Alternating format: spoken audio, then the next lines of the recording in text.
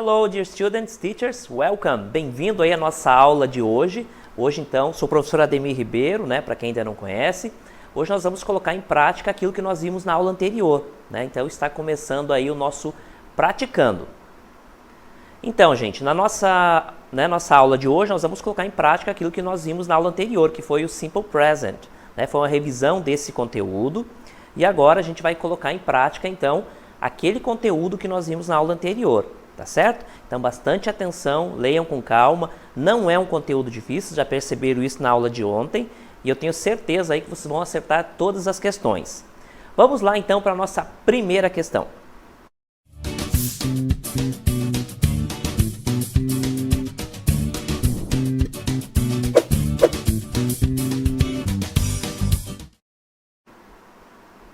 Olha só, gente, na nossa primeira questão, nós temos então ali o seguinte, a alternativa que completa a frase I, aí tem a lacuna ali, né?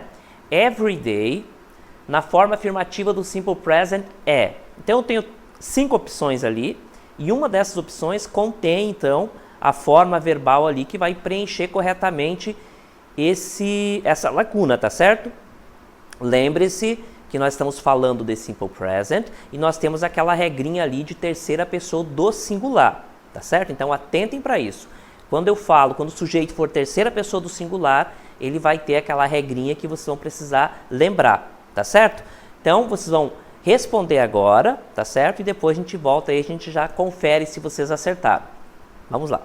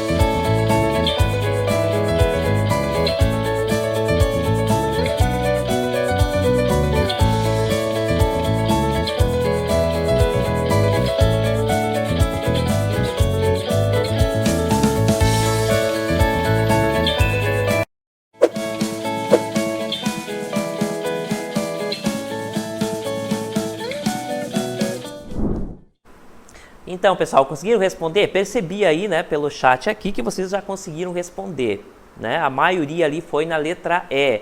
Aliás, foi a resposta que, deixa eu ver, a Bianca deu como letra A. Aí nós temos Josué, desculpa, letra E, Josué também letra E, Celina também letra E. Todos aqui respondendo então como a letra E. Vamos analisar então essa resposta, gente, porque a gente só tem que tomar cuidado, como se trata de simple present, como nós vimos na aula anterior, dessa questão de terceira pessoa do singular, o que não é o caso aí dentro dessa questão. Vamos ver a resposta agora? Olha só. A primeira pergunta, né, gente? Olha só, repare que o sujeito ali não é terceira pessoa do singular. Nós temos então ali I, né, primeira pessoa do singular. Portanto, ele não tem regra nenhuma, né? Então, eu tenho ali as opções. Letra A, run does. Aí, na letra B, eu tenho run do. Letra C, eu tenho does run. E na letra C, né, na letra D, eu tenho runs. Esse aqui seria utilizado se o sujeito fosse terceira pessoa do singular, que não é o caso. E, por último, a letra E, run. Vamos ver, então, a resposta correta?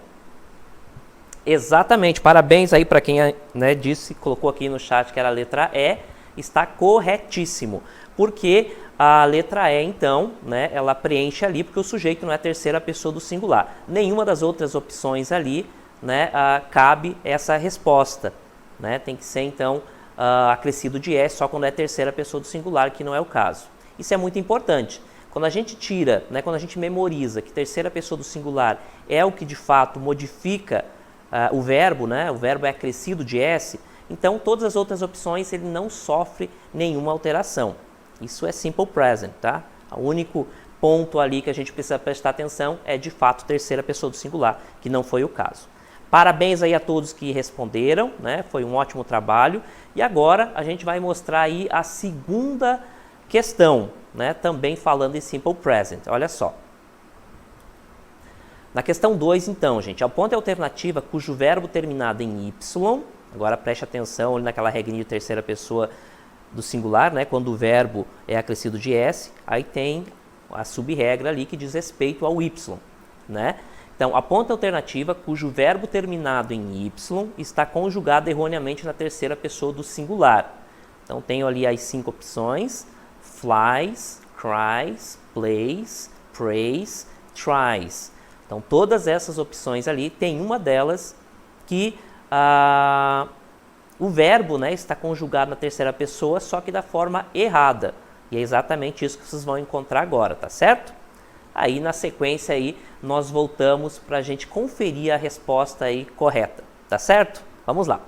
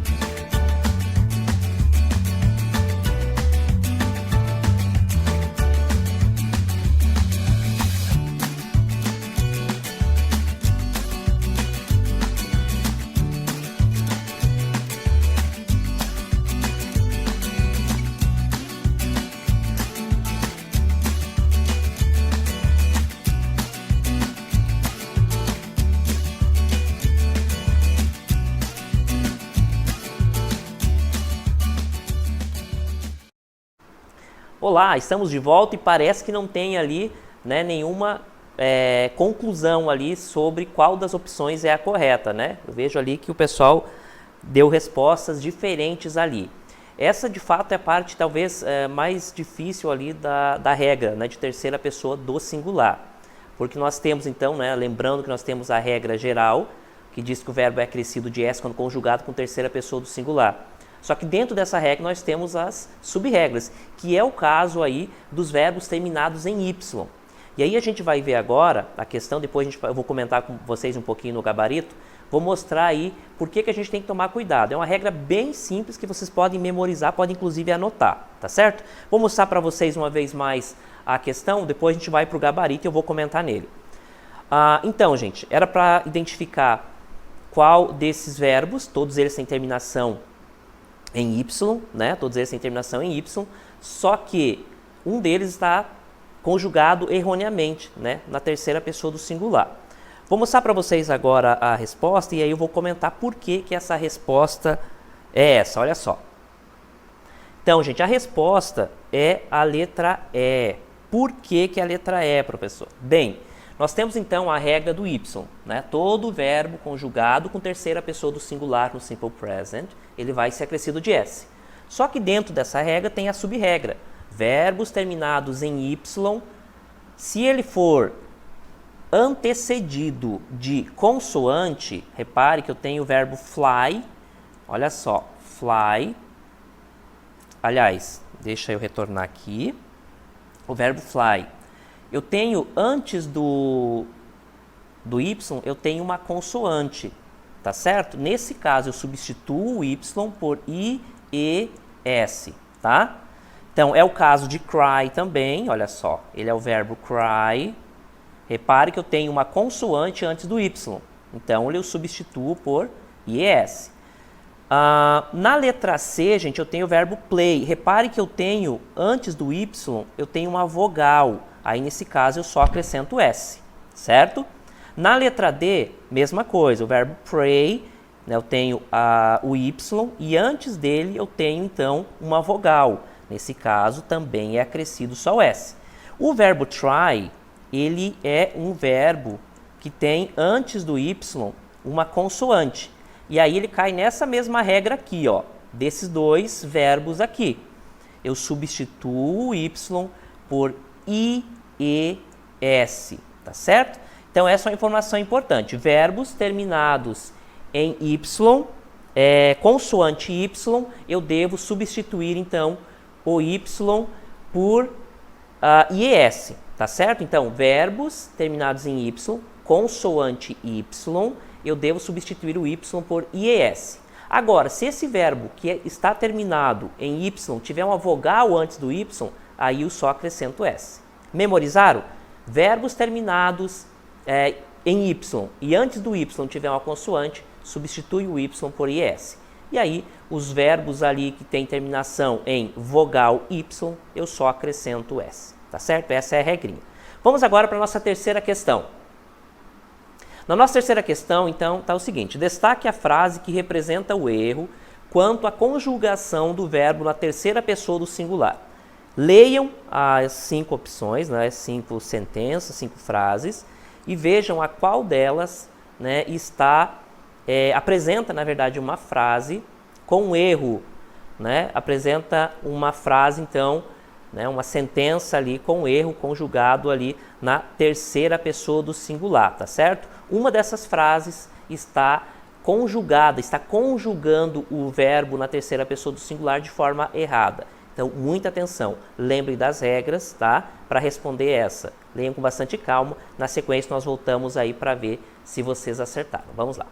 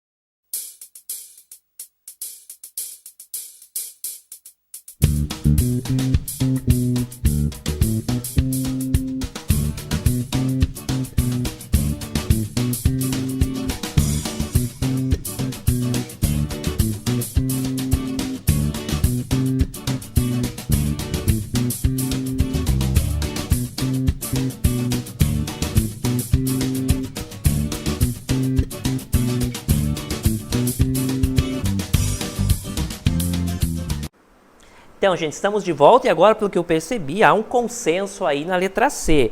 Né? A Maria Beatriz fala que é a letra C, aí Kalene fala que é a letra C também, a Bianca está acertando todas, pelo que eu percebi aqui.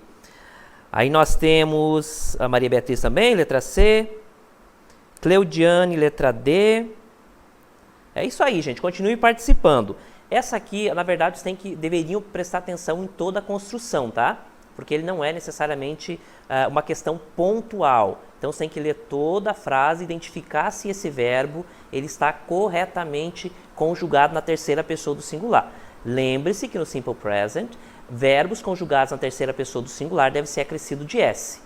Tá certo? Se vocês prestaram atenção nisso, eu acho que vocês, com certeza, responderam corretamente. Vamos agora analisar, então, a resposta dessa pergunta. Olha só. Então, destaque a frase que apresenta erro quanto à conjugação do verbo na terceira pessoa do singular. Letra A, B, C, D e E. Eu vou mostrar para vocês agora o gabarito, daí eu já vou comentar ali, tá certo? Olha só a resposta correta. Então, gente, na resposta correta era para identificar qual é a frase que apresentava um erro com relação à conjugação do verbo na terceira pessoa do singular. Mars é equivalente a ele, né? It, em inglês, poderia ser it. Carries, tá correto, olha só. Ele é um verbo terminado em Y, com uma consoante antes, né? Eu tenho R, aí teria o Y. Quando eu conjugo com Mars, que é a terceira pessoa do singular, ele substitui o Y por IS, tá correto. Letra B, Mars também, né?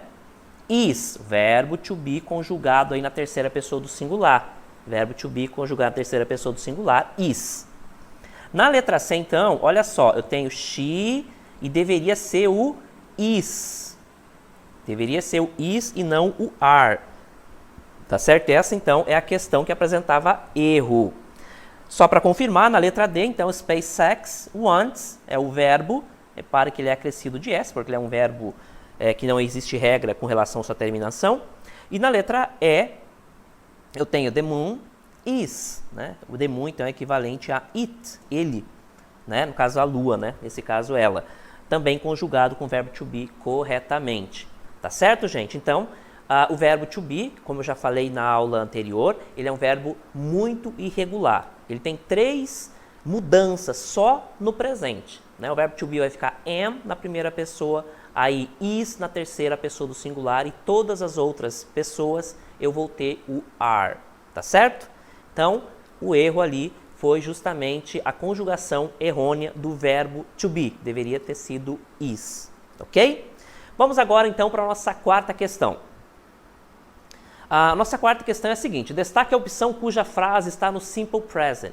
Eu tenho 5 opções, 5 frases, e uma delas está corretamente no Simple Present.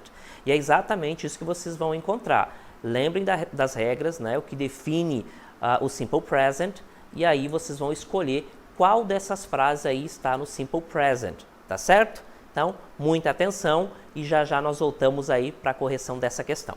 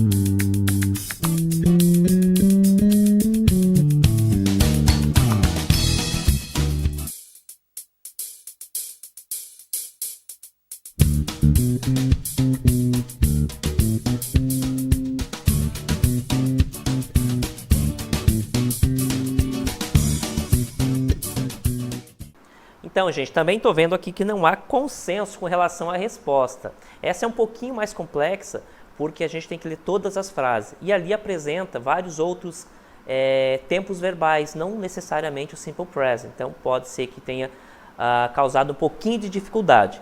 Eu vou mostrar para vocês agora a questão novamente, depois a gente vai comentar aí a resposta. Olha só.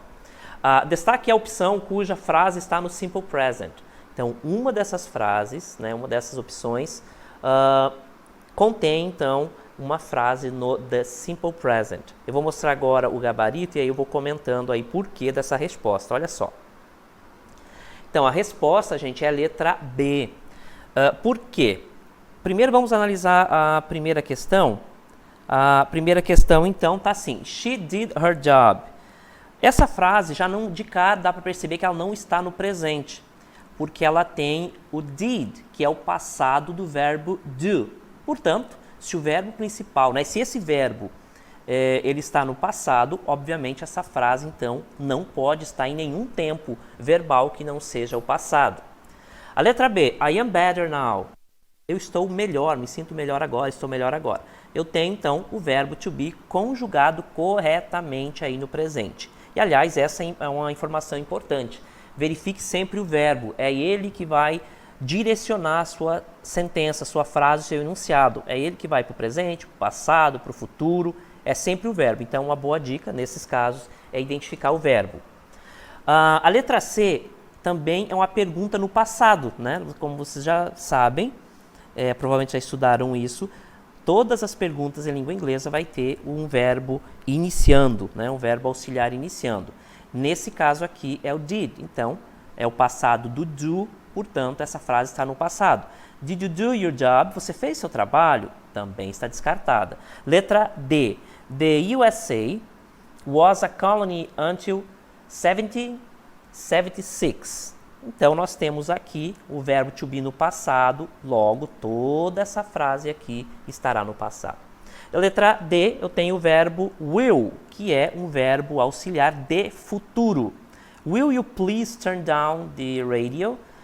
Você irá, né, por favor, se importaria, né, no caso, seria uma tradução mais adequada, de baixar o volume do rádio. Então, como se trata de futuro, o will, então, toda vez que ele estiver presente, ele vai ser futuro, tá? Ele é um verbo formador de futuro. Tá certo, gente?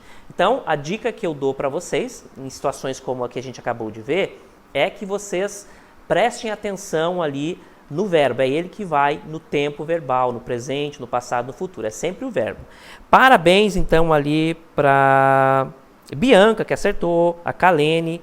Ótimo trabalho, tá, gente? Continuem assim, se esforçando, coloquem em prática aquilo que vocês aprenderam e certamente vocês vão aprender uma outra língua de uma forma bem mais rápida, tá certo, gente? Por hoje era só e nós nos vemos aí na próxima aula. Bye, bye!